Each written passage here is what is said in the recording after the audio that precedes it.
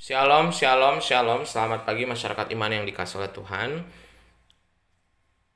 Tiap hari itu sebagai orang presbiter reform kayak GKI ini, ada satu nasihat dari Calvin yang harus kita ingat. Reformata semper reformanda. Reformata semper reformanda. Yang berarti bahwa sebagai gereja reformasi kita selalu harus bereformasi. Sebagai gereja yang reformasi kita harus selalu berubah. Berubah itu menjadi bagian dari kehidupan orang Kristen. Dan berubah ke arah yang baik itu adalah hal yang diwajibkan. Kalau kita ngerasa, oh saya udah baik kok, nah itu hati-hati. Berarti kita udah gak mau berubah. Nah, semoga hari ini ada perubahan-perubahan baik yang bisa kita lakukan. Kita pujikan PKJ 239, perubahan besar. PKJ 239, perubahan besar.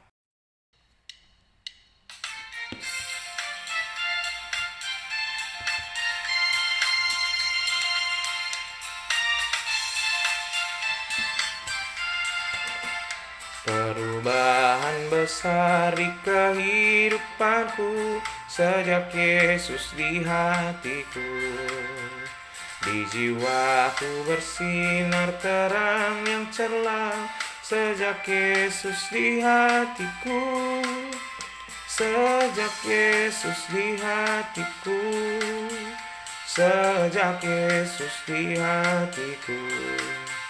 Jiwaku bergemar bagai ombak besar sejak Yesus di hatiku.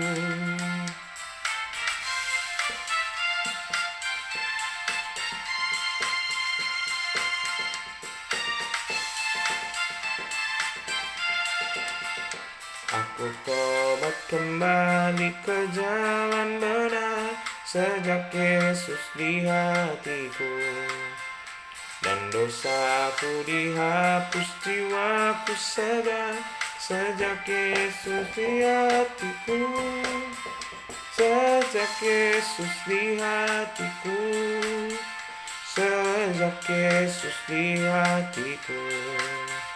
Jiwaku bergemar bagai ombak besar sejak Yesus di hatiku. Mari kita berdoa. Tuhan, kalau Tuhan ada di hati kami, maka berubah jadi baik pun bukan jadi alasan kami untuk tidak berbuat baik di sepanjang hari ini. Sehingga biarlah Tuhan hati kami tetap mencintai-Mu sambil sifat, perbuatan, dan tutur kata kami berubah makin baik setiap hari. Kami serahkan ya Tuhan, pembacaan firman Tuhan pada pagi hari ini, dalam nama-Mu kami berdoa. Amin. Bersama-sama Bapak Ibu Saudara kita buka 1 Samuel 28, 1 Samuel 28 ayat 7 sampai 11. 1 Samuel 28 ayat 7 sampai 11. 1 Samuel 28 ayat 7 sampai 11. Dengarkanlah sabda Tuhan. Lalu berkatalah Saul kepada para pegawainya, "Carilah bagiku seorang perempuan yang sanggup memanggil arwah. Maka aku hendak pergi kepadanya untuk meminta petunjuk kepadanya." Para pegawainya menjawab dia, "Di Endor ada seorang perempuan yang sanggup memanggil arwah." Lalu menyamarlah Saul, ia mengenakan pakaian lain dan pergilah ia dengan 2 orang. Ketika mereka pada waktu malam sampai kepada perempuan itu, berkatalah Saul, "Cobalah engkau menenung bagiku dengan perantaraan arwah, dan panggillah supaya orang muncul kepadaku, orang yang akan kusebut padamu." Tetapi jawab perempuan itu menjawabnya, "Tentu engkau mengetahui apa yang diperbuat Saul, bahwa ia telah melenyapkan dari dalam negeri para pemanggil arwah dan roh peramal. Mengapa engkau memasang jerat terhadap nyawaku untuk membunuh aku?" Lalu bersumpahlah Saul kepadanya demi Tuhan, katanya, "Demi Tuhan yang hidup, tidak akan ada kesalahan tertimpa kepadamu karena perkara ini." Sesudah itu bertanyalah perempuan itu, "Siapakah yang harus kupanggil supaya muncul kepadamu?" Jawabnya, "Panggillah Samuel supaya muncul kepadaku." Bapak Ibu Saudara, orang itu kalau habis kedukaan, setelah sebulan, 2 bulan, di fase-fase sedihnya, kemudian masuk ke fase 3, 4, 5 bulan, itu mulai fase dimana akan bertanya. Karena biasanya orang yang meninggal, apalagi kalau yang dekat sama kita ya, mungkin pasangan, mungkin anak, mungkin orang tua, mungkin kakek nenek, mungkin saudara. Orang yang apalagi kalau orang itu berperan penting sekali di hidup kita, maka kita seperti kehilangan arah dan akan bertanya, "Aku harus gimana? Kita kayak mengajak bicara orang yang sudah nggak ada dan berharap dari langit atau dari hati kita muncul, atau lewat mimpi kita berharap muncul. Aku harus gimana? Bagaimana aku harus menjalani hariku? Bagaimana aku harus berjuang? Untuk masalah ini aku harus kasih jawab apa? Untuk pilihan ini aku harus pilih mana? Dan orang yang sudah nggak ada itu tidak akan bisa menjawab kita. Bahkan termasuk lewat mimpi. Karena lewat mimpi pun sebenarnya itu bukan orang yang kita sayang. Orang yang kita sayang sudah tidak bersama dengan kita, sudah bersama dengan Tuhan Yesus. Jiwanya dan rohnya tidak bisa diajak berkomunikasi lagi. Dan kalau itu kita lakukan, maka itu akan menjadi kekejian bagi Tuhan. Sama seperti bacaan kita.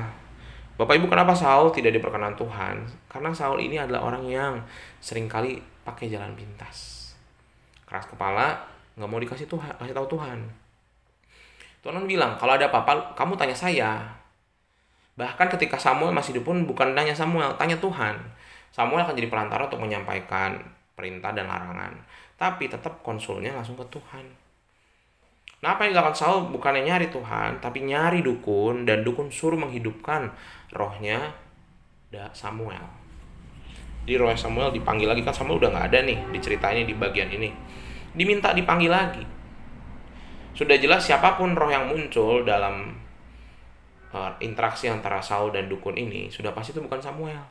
Samuel udah jelas-jelas bersama dengan Tuhan. Jadi Saul ini mencari jalan pintas, dan jalan pintas ini udah jelas-jelas tidak berkenan di hadapan Tuhan. Dan ketika kita cari jawaban, nggak perlu kita tanya roh-roh segala macem, nggak perlu nanya nenek moyang, tanya sama Tuhan. Kadang-kadang kita tidak bertanya sama Tuhan karena relasi kita nggak baik sama Tuhan. Cuma datang kalau butuh, cuma datang kalau dikasih berkat. Tapi kalau nggak lagi butuh dan nggak lagi dapat berkat, kita lupa sama Tuhan. Dan seringkali menjadi seperti Saul ini bukan hal yang sulit jadinya. Bisa mudah sekali kita lakukan, dan kita akan ada di fase-fase hidup seperti Saul. Tidak mengandalkan Tuhan, mengandalkan orang lain, atau bahkan jalan pintas. Atau bahkan kalau di Sindang Karangsemuk ada, dukun masih ada di sini. Cari orang pinter, wah. Karena tadi mereka minta jawaban yang cepat, dan sebenarnya para dukun ini kemarin saya lihat di beberapa channel TV lagi ngikutin si pesulap merah. Jadi orang-orang yang ke dukun itu dia bilang cuma dapat sugesti aja. Dapat ini barang itu, sebenarnya buat sugesti aja, dia jadi lebih yakin. Tapi sebenarnya nggak ada kuasanya, kosong. Dan dia sudah buktikan, termasuk kayak dia minta santet apa segala macam, sudah dibuktikan. Dan tadi kembali lagi manusia seringkali cari jalan pintas dan minta jawabannya instan. Nah, Bapak Ibu Saudara, semoga kita tidak seperti Saul ya. Nggak usah buru-buru kok nyari solusi itu, walaupun memang masalahnya berat banget nih, harus keluar sekarang. Kalau masalahnya makin berat, jawabannya juga butuh lebih lama. Kalau masalah berat jawabannya cepat, sudah pasti itu jalan pintas. Contoh misalnya kalau cuma milih baju mau warna apa, kan itu nggak perlu lama-lama. Tapi kalau lagi milih misalnya mau tinggal di mana atau beli rumah, ya kan keputusan besar ya butuh waktu yang lama, nggak bisa cepat. Segala sesuatu yang cepat udah pasti salah. Semoga hari ini kita bisa mengambil keputusan dengan baik, dan konsultasinya nggak perlu ke orang, ke Tuhan udah. Apalagi ke roh-roh, udah jelas salah, ke Tuhan. Karena kalau kita konsultasi Tuhan pasti jawabnya lama, iya. Petunjuk dari Tuhan lama, iya. Tapi biasanya yang lama itu yang terbaik, supaya kita bisa ambil waktu untuk menimbang dan jadi bijak. Amin. Mari kita berdoa. Tuhan, kami bersyukur melalui firman Tuhan hari ini kami belajar dari Saul yang jatuh dalam hal sepele ini, tapi membuat kedudukannya sebagai raja jadi tidak diberkenan sama Tuhan. Ajarkan kami untuk tidak seperti Saul, tidak buru-buru mengambil keputusan, tidak cari jalan pintas, tidak mengharapkan orang, roh-roh segala macam, tidak Tuhan. Ajarkan kami tetap setia kepadamu dan sabar menunggu prosesnya. Pasti susah, iya, sabar tuh susah banget Tuhan.